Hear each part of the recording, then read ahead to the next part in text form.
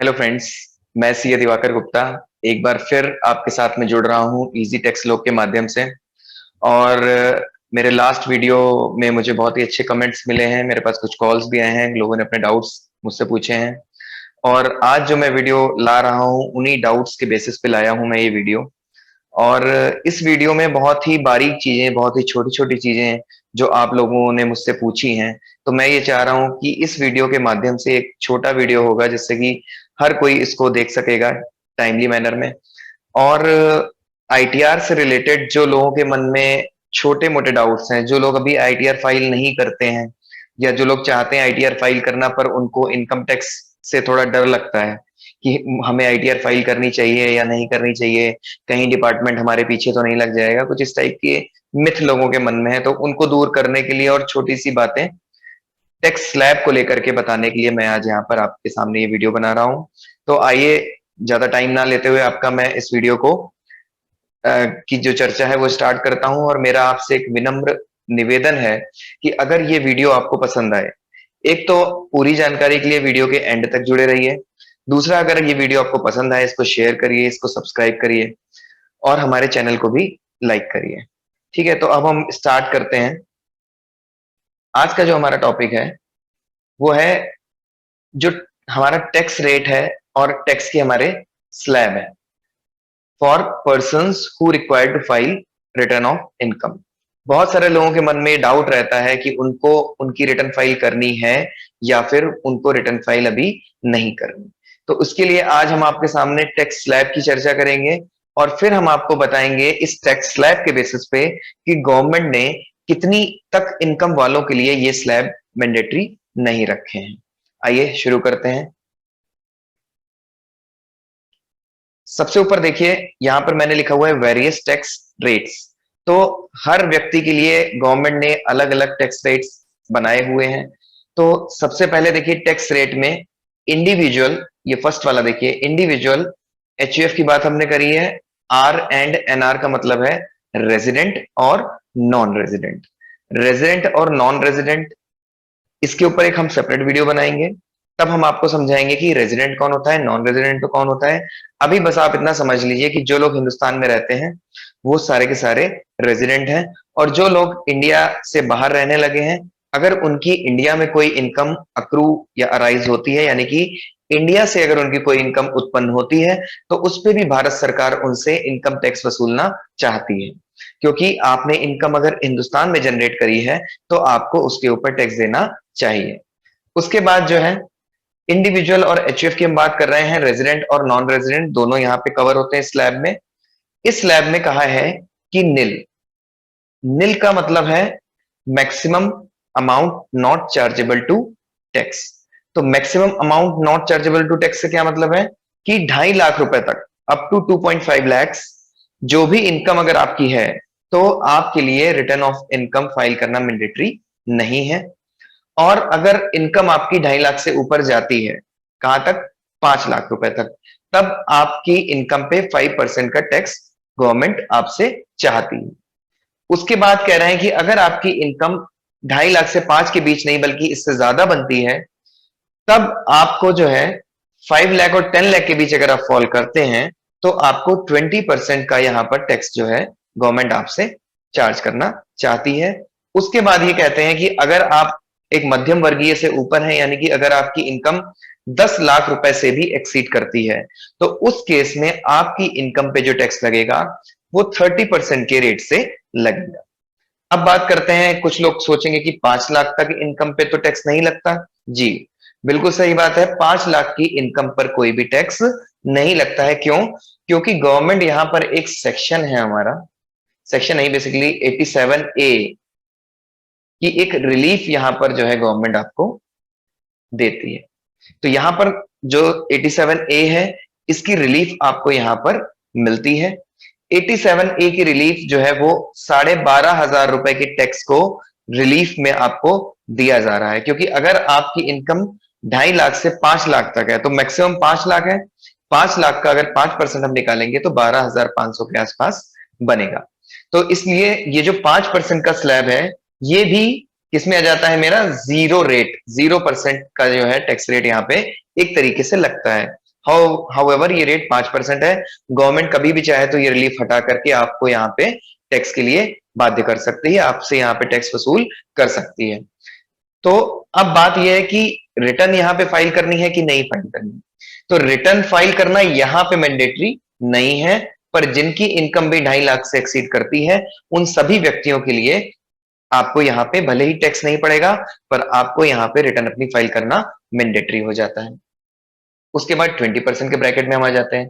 जैसे ही आपकी इनकम 5 लाख से 1 पैसा 1 रुपया भी ऊपर होगी, आपके लिए टैक्स 20% के रेट से एप्लीकेबल हो जाएगा। यानी कि गवर्नमेंट आपसे 12,500 रुपए, वो जो 5 लाख तक के स्लैब में आप 2.5 से 5 लाख के स्लैब में आएंगे, उस पर तो टैक्स वसूलेगी ही वसूलेगी, साथ साथ उसके ऊपर का आपका 5 लाख के ऊपर जितना भी अमाउंट है, तो 5 लाख के ऊपर के अमाउंट पे भी आपको टैक्स वहां पे देना पड़ेगा। मैं इसका एक एग्जांपल भी लूंगा, लेकिन पहले हम इस स्लैब को समझ लेते हैं।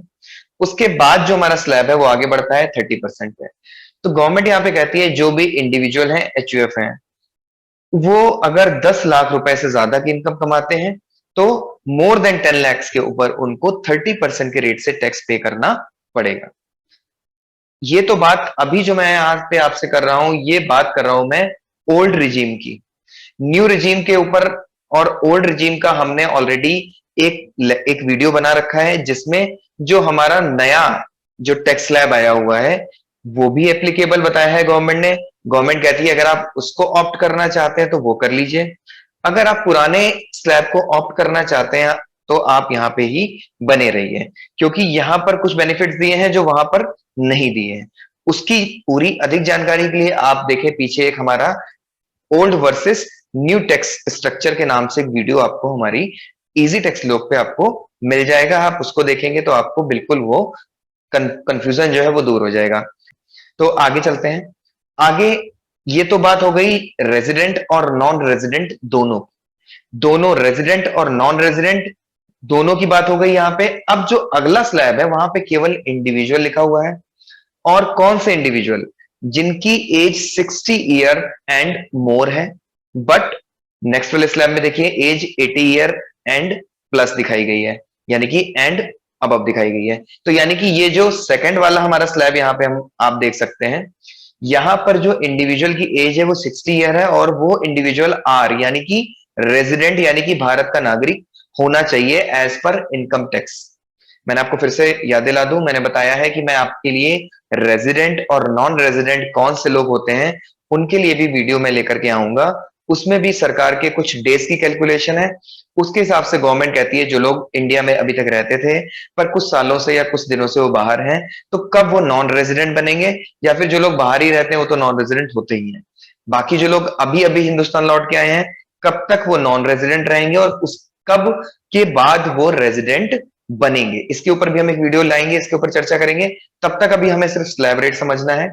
तो यहां पर कह रहा है कि इंडिविजुअल जिसकी एज 60 ईयर एंड मोर है बट 80 ईयर अभी एज उसकी नहीं हुई है, उनके लिए कह रहे हैं कि सरकार ने प्रावधान दिया है कि आपको 3 लाख रुपए तक इनकम टैक्स रिटर्न फाइल करना मैंडेटरी नहीं है। यानी कि इनका maximum amount not chargeable to tax 3 lakhs है। किन लोगों का? जो लोग 60 साल से ऊपर की वरीयता रखते हैं, पर 80 साल से नीचे की बात की जा रही है। 3 लाख तक कोई टैक्स नहीं है, यहां तक यहां पे आरओआई फाइल करना भी मैंडेटरी नहीं है। और उसके बाद अगर सीनियर सिटीजन जो 60 अबव हैं पर 80 बिलो हैं, तो उनके लिए कह रहे हैं कि 3 लाख से 5 लाख अगर उनकी इनकम बनती है तो उन्हें 5% इस पे टैक्स देना है। पर फिर से वही बात, सेक्शन 87A की रिलीफ, रिलीफ में आपको जो है यहां पर जो है छूट मिल जाएगी, 5 लाख तक की इनकम पे कोई भी टैक्स आपको नहीं देना पड़ेगा। पर ये 5% का टैक्स यहां पे लगता है। रिलीफ सिर्फ उनको मिलेगी जिनकी 5 लाख तक इनकम है, ठीक है, इस बात को ध्यान रखेंगे। उसके बाद 5 लाख रुपए से लेकर के 10 लाख रुपए तक की जिनकी भी इनकम है, जिनकी मींस सीनियर सिटीजन जो कि रेजिडेंट इंडिविजुअल है, उनके केस में मैं यहां पे लिख भी देता हूं, ये सीनियर सिटीजन हैं, उनके केस में अगर उनकी 5 लाख से 10 लाख इनकम है तो वो इक्विवेलेंट टू दिस, वो नॉर्मल स्लैब के इक्विवेलेंट है। इसके बाद 10 लाख रुपए भी 30% है, वो भी इसके इक्विवेलेंट है। नेक्स्ट हम आ जाते हैं, सरकार कहती है आपकी एज और ज्यादा हो गई है, आप 80 प्लस हो गए हैं, 80 इयर्स एंड मोर, यानी कि 80 के होते ही आपके ऊपर ये बेनिफिट, आपके ऊपर ये स्लैब लग जाएगा।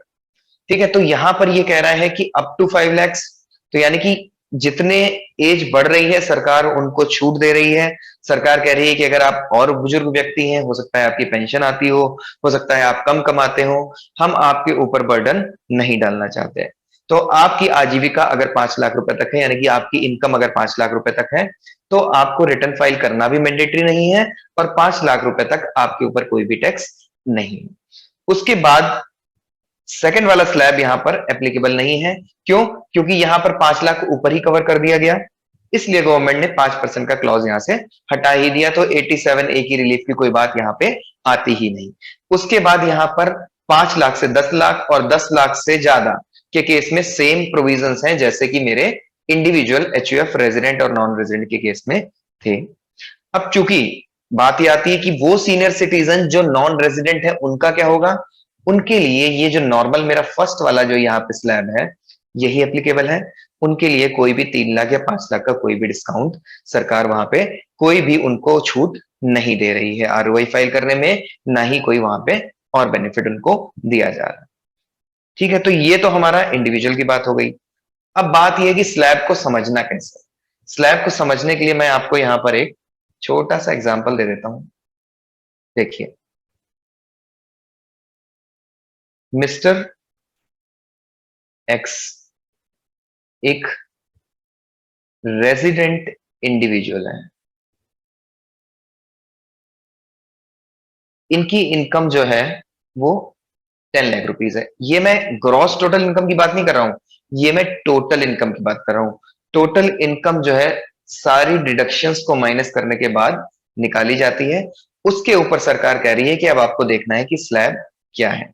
ठीक है, तो एक बार मैं फर्स्ट ऑल्टरनेटिव में तो 10 लाख ले लेता हूं, सेकंड ऑल्टरनेटिव में 5 लाख ले लेता हूं, और थर्ड ऑल्टरनेटिव में मैं इनका 5 लाख 1 रुपया ले लेता हूं समझने के लिए।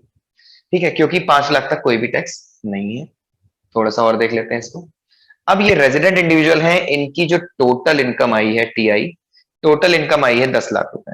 तो 10 लाख के केस में जो फर्स्ट 2,50,000 है, ठीक है, तो इस केस में सरकार कह रही है हम आपसे कोई भी टैक्स नहीं लेंगे, और यहां तक अगर आपकी इनकम होती तो आपको रिटर्न फाइल करना भी मैंडेटरी नहीं होता। लेकिन सरकार कह रही है आप मिस्टर एक्स हैं, रेजिडेंट इंडिविजुअल हैं, चलिए आप 34 साल के हैं, आपकी उम्र जो है 34 ईयर्स है। इस केस में अगर जो है जो नेक्स्ट हमारे 2,50,000 1 2 अप टू 5 लाख, यहां पर सरकार ने कहा कि आपकी इनकम पे हम 5% का टैक्स लेंगे। ठीक है, ले लीजिए।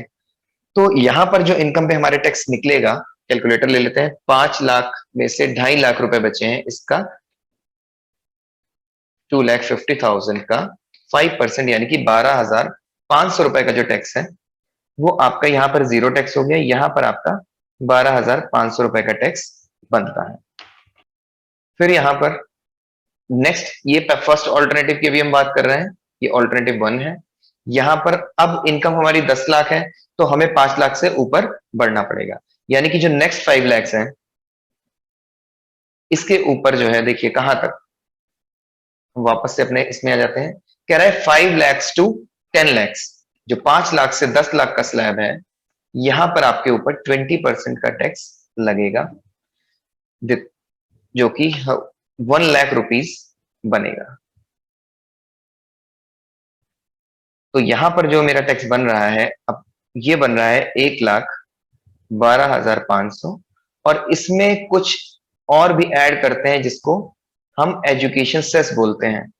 एजुकेशन सेस का जो परसेंटेज होगा आज की डेट में ये 4% है। ये यहाँ पर 1,12,500 के केस में 4% हम और ऐड कर देते हैं, जो कि 4,500 है। तो टोटल टैक्स बनेगा 1,12,500, जो कि 1,17,000 ये बनेगा। ये तो मेरा ऑल्टरनेटिव 1 हो गया जब मेरी इनकम कितनी थी, जब मेरी इनकम थी 10 लाख रुपए। अब अगर मेरी इनकम केवल 5 लाख रुपए होती तो मेरे लिए ये वाला 12,500 रुपए का टैक्स मेरा बनता। और साथ साथ मैंने आपको बताया कि यहां पर 87, तो पॉइंटर थोड़ा सा कम कर लेते हैं, यहां पर मुझे 87A की जो रिलीफ मिलती है उसमें ये पूरा का पूरा 12,500 रुपए माइनस हो जाता है, नहीं एग्जाम्प्ट हो जाता। तो यहां पर मेरा टैक्स जो है वो निल बनता। इसके बाद जो हमारा थर्ड ऑल्टरनेटिव है, जो लास्ट ऑल्टरनेटिव है हमारा, हम उसकी बात कर लेते हैं। जो लास्ट ऑल्टरनेटिव है, यहां पर हमने क्या बताया है कि 5,01,000 एक रुपए, सॉरी, 5,01,000 रुपीज। तो 5,01,000 के केस में, चूंकि 5 लाख तक 12,500 रुपए का टैक्स है, 1 रुपया बढ़ते ही क्या होगा, ये टैक्स हमें पूरा पे करना पड़ेगा। एक तो 5 लाख पे ये हो गया, 1 रुपए का हमें 20% टैक्स देना पड़ेगा, दैट इज 20 पैसे, 0.20, ये हमारा टैक्स बनेगा। और 1 रुपया भी ऊपर बढ़ते 87A की रिलीफ खत्म।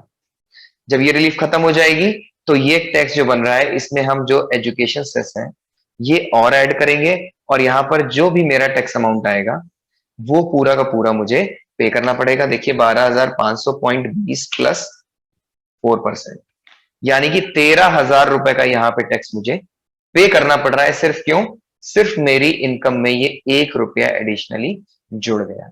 तो जैसे ही 1 रुपया और अबव आपकी इनकम में 5 लाख से ऊपर जुड़ेगा, वैसे ही 87A की रिलीफ वहां पे खत्म हो जाएगी। आई होप कि मैंने आपको समझाया और आपको समझ में भी आया होगा। अगर आपको अभी भी कोई डाउट हो तो स्क्रीन पे नंबर है, आप उस पर कॉल कर सकते हैं और आपके डाउट क्लियर किए जाएंगे। उसके बाद नेक्स्ट हम जो स्टार्ट करेंगे, यहां पर क्या है कि ये मैंने अभी आपको इंडिविजुअल एचयूएफ की बातें बताई हैं, और इंडिविजुअल के अलावा एओपी, बीओआई और भी हमारे आर्टिफिशियल जुडिशियल कुछ पर्संस होते हैं जिनको हम मानते हैं कि उनके ऊपर भी टैक्स लगना चाहिए। तो उसमें से कुछ तो हमारे इस इंडिविजुअल एचयूएफ के स्लैब में ही कवर हो जाते हैं, पर कुछ जो हैं एओपी बीओआई तो उधर कवर हो जाएंगे, ठीक है, एचयूएफ के साथ में। कुछ लोग जो हैं जैसे कंपनीज हैं, पार्टनरशिप है, एलएलपी है, लोकल अथॉरिटी है और फॉरेन कंपनी है, तो ये लोग जो हैं ये कवर नहीं होते स्लैब में। इनके लिए सरकार ने कुछ अलग से टैक्स रेट बताए हुए हैं। आजकल कंपनीज के केस में बहुत ही ज्यादा कंफ्यूजन है लोगों को, तो उस कंफ्यूजन को दूर करने के लिए हमने वीडियो की जो सीरीज है ये बनाना स्टार्ट की है। तो इसमें आज मैं आपको बताता हूं कि डोमेस्टिक कंपनी, एक जो इंडिया में आप कंपनी फॉर्म करते हैं मिनिस्ट्री ऑफ कॉर्पोरेट अफेयर्स के अंडर में, तो उस कंपनी पे अलग अलग टैक्स रेट्स आज की डेट में गवर्नमेंट ने लेकर के आए हैं। तो जिसमें सबसे पहला टैक्स रेट जो है वो 15% का है। 15, अगर आप कंपनी आज की डेट में बनाते हैं तो एक स्पेसिफाइड नेचर की कंपनी होगी जो कि सेक्शन 115 बी ए बी में कवर है। ये कंपनी अगर आप खोलते हैं और सेक्शन 115 बी ए बी को आप कंप्लाई करते हैं, इस केस में आपको सिर्फ और सिर्फ 15% का टैक्स देना पड़ेगा। यानी कि अगर आपकी कंपनी की इनकम सारे खर्चे हटाने के बाद में 1 लाख रुपए आपकी टोटल इनकम बनती है, मैं टोटल इनकम की बात कर रहा हूं, ग्रॉस टोटल की नहीं कर रहा हूं। अगर आपकी टोटल इनकम 1 लाख रुपए बनती है तो आपको केवल इस पे 15% का टैक्स देना है।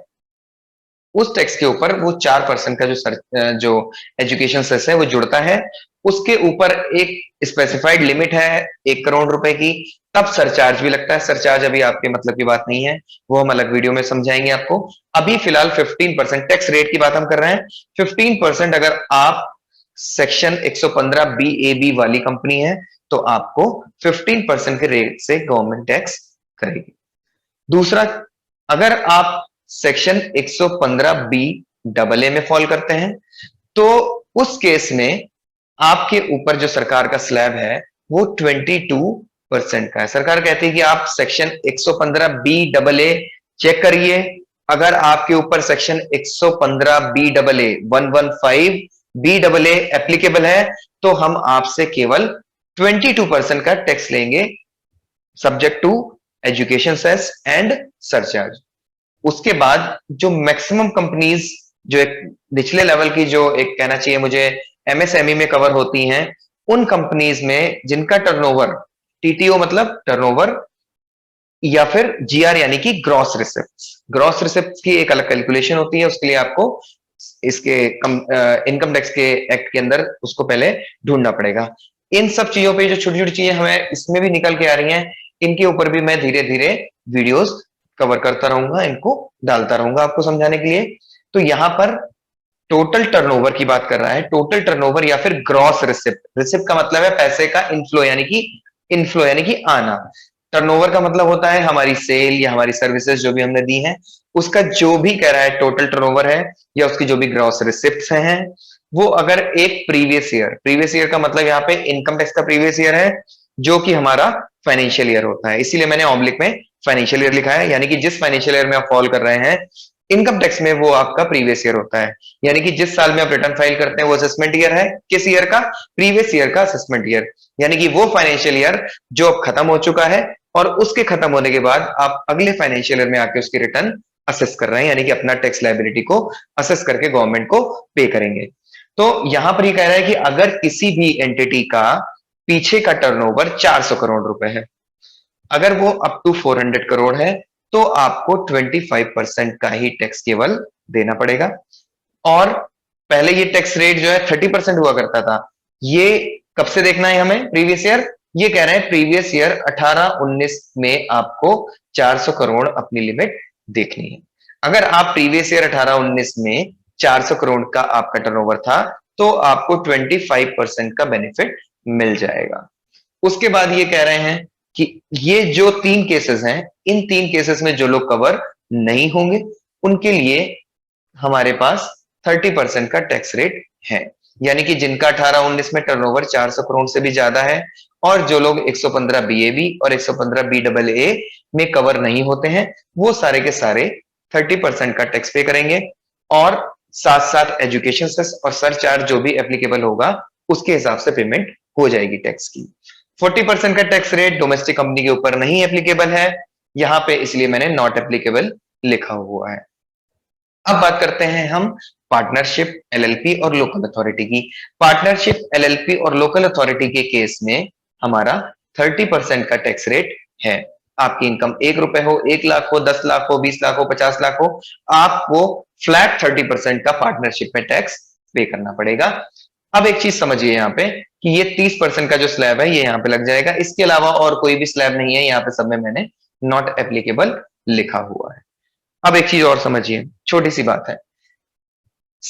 आज की डेट में अगर कोई भी व्यक्ति आपसे पूछे कि हमें पार्टनरशिप फर्म बनानी चाहिए या फिर कंपनी, तो मेरी राय जो है आज की डेट में, क्योंकि आज की डेट में एक नया कंसेप्ट आ चुका है 1% कंपनी, तो 1% कंपनी या प्राइवेट लिमिटेड कंपनी कोई भी आदमी बड़े आसानी से बना सकता है, और कंप्लायंस कॉस्ट भी धीरे धीरे कम हो चुकी है।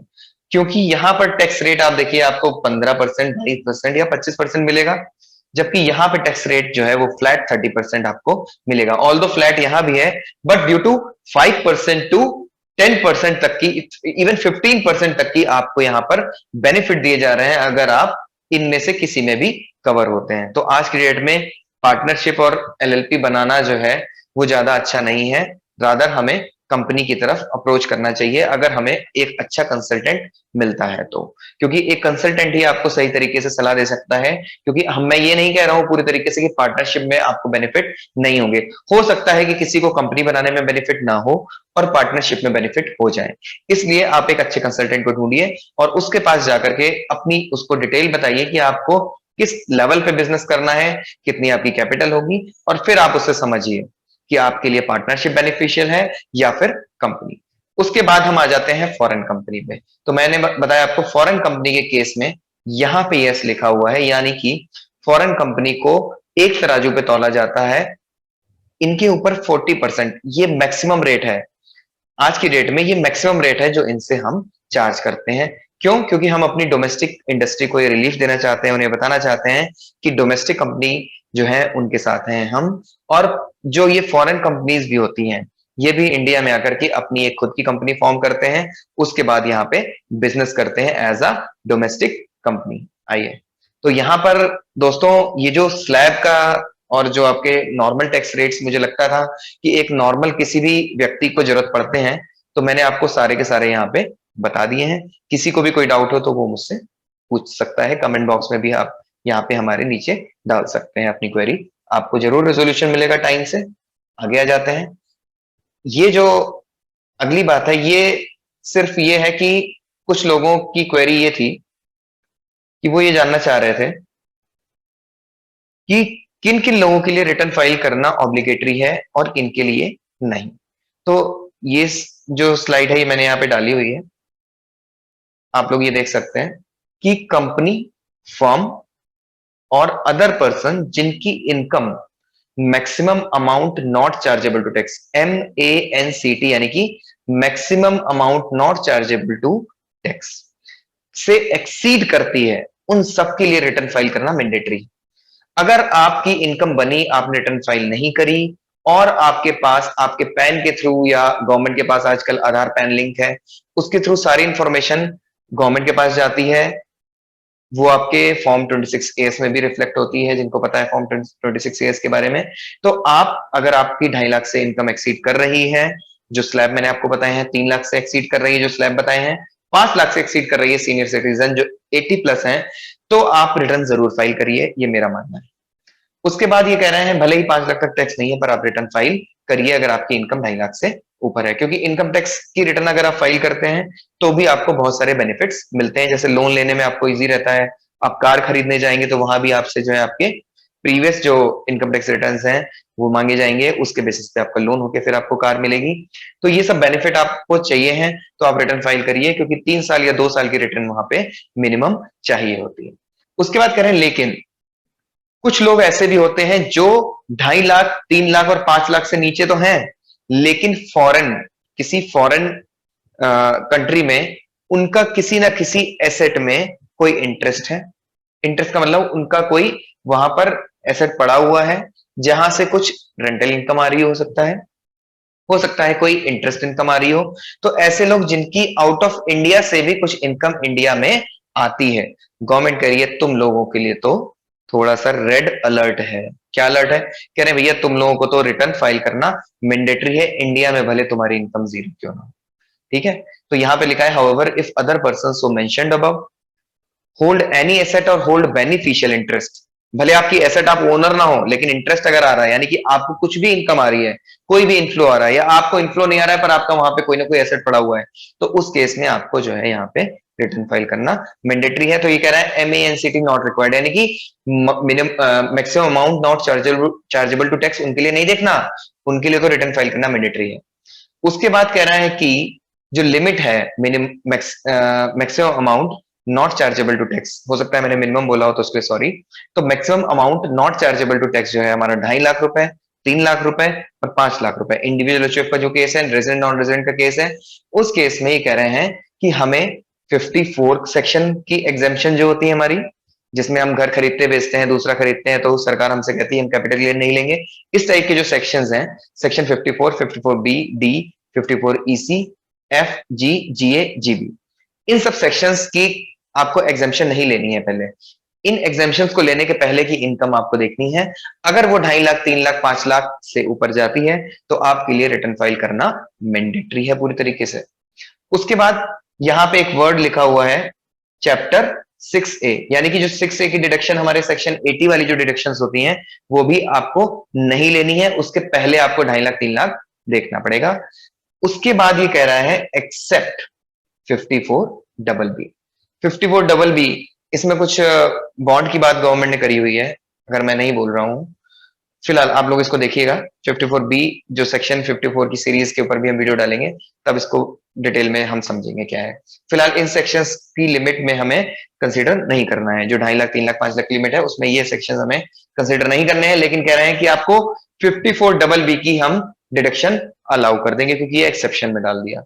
उसके बाद कह रहे हैं also noted if other person so mentioned above not exceeds MANCT, कह रहे हैं जो भी लोगों के नाम ऊपर लिखे हैं इनका maximum amount not chargeable to tax अभी एक्सीड नहीं हुआ है, यानी कि वो 2.5 लाख, 3 लाख, 5 लाख एक्सीड नहीं हुए हैं, लेकिन but deposit exceeds 1 crore in bank, कह रहे हैं कि तुम्हारी इनकम तो नहीं है, तुम लोग कह रहे हो, लेकिन तुम लोग क्या करते हो कि तुमने बैंक में ड्यूरिंग द ईयर 1 करोड़ रुपए से ज्यादा के डिपॉजिट किए हैं, या तुमने 2 लाख रुपए से ज्यादा अपने किसी फॉरेन ट्रेवल पे खर्च किए हैं, या कह रहे हैं कि 1 लाख रुपए से ज्यादा अगर तुमने इलेक्ट्रिसिटी का कंजम्पशन किया है, तो यानी कि भैया तुम बड़े आदमी हो। और अगर तुम बड़े आदमी हो तो उस केस में कह रहे हैं कि भैया 2.5 लाख, 3 लाख, 5 लाख में तुम भले ना आ रहे हो, पर रिटर्न तो फाइल तुम्हें करनी ही पड़ेगी। तो यहाँ पे इन लोगों को भी रिटर्न फाइल करनी है, ये बात ध्यान रखिए, काफी इंपॉर्टेंट बात है, मुझे ऐसा लगता है। बहुत सारे लोग इसमें फॉल करते हैं पर रिटर्न फाइल नहीं करते, तो प्लीज रिटर्न फाइल करिए, नहीं तो आप फंस सकते हैं। फिर कह रहा है any other person including individual HUF. तो ये कह रहा है कि अब एनी अदर पर्सन है कौन, जो यहाँ पे वर्ड लिखा था अदर पर्सन, ये पर्सन है कौन। कह रहा है कि अदर पर्सन में इंडिविजुअल आते हैं, एचयूएफ आते हैं, ट्रस्ट आता है, political parties, association of person, BOI etcetera, ये सारे लोग यहाँ पे आते हैं with some other miscellaneous conditions. तो कुछ कंडीशंस इनमें भी हैं, क्योंकि सेक्शन 139 जो है वहां से हमारा रिटर्न ऑफ इनकम के सेक्शन शुरू हो जाते हैं। तो अब मैं इस 5, 10, 20 मिनट की वीडियो में आपको इतना ही डिटेल तो नहीं बता सकता, पर अगर और डिटेल में आपको जानना है तो आप हम लोग को कॉल कर सकते हैं, आपको जरूर इन्फॉर्मेशन मिलेगी। बाकी यहां तक आप ये समझिए कि एक नॉर्मल इन्फॉर्मेशन आप तक पहुंच चुकी है, आपको इतना पता चल चुका होगा कि आपको रिटर्न फाइल करना है या नहीं करना है। मैंने यहाँ पे maximum amount not chargeable to tax फिर से लिख दिया हुआ है, जिसको मैं शॉर्ट में MANCT बोल रहा हूँ। इंडिविजुअल एचयूएफ के केस में वो रेजिडेंट हो चाहे नॉन रेजिडेंट हो, 2.5 लाख रुपए है। फिर रेजिडेंट इंडिविजुअल जो कि सीनियर सिटीजन है, यानी 60+, 60 और मोर और 80 और मोर, उनके लिए 3 लाख और 5 लाख रुपए है। इससे ज्यादा विस्तृत जानकारी के लिए आप लोग जो हमारा इनकम टैक्स एक्ट 1961 है इसको भी रेफर कर सकते हैं। उसके अलावा आप हमारे जो नंबर है उस पर कॉल करके भी कोई जानकारी बिल्कुल ले सकते हैं। तो आज का वीडियो जो है मेरा वो मैं यहीं पे खत्म करता हूं, और रिक्वेस्ट करूंगा आपसे फिर से कि आप लोग हमारे चैनल को लाइक करिए, सब्सक्राइब करिए, हमारी वेबसाइट पे विजिट करिए। आपको नई नई जानकारियां लेकर के हम वीडियोस लेकर के आएंगे, और हम ये कोशिश कर रहे हैं कि जो भी इनकम टैक्स, जीएसटी और आपके कंपनी से रिलेटेड जो भी आपकी क्वेरीज हैं, कंपनी टैक्स से रिलेटेड और भी जो मिसलिनियस टैक्स हैं जिनमें भी हम लोग डील करते हैं, तो उसकी आपको पूरी जानकारी हम आपको प्रदान करेंगे, आपको देंगे। धन्यवाद।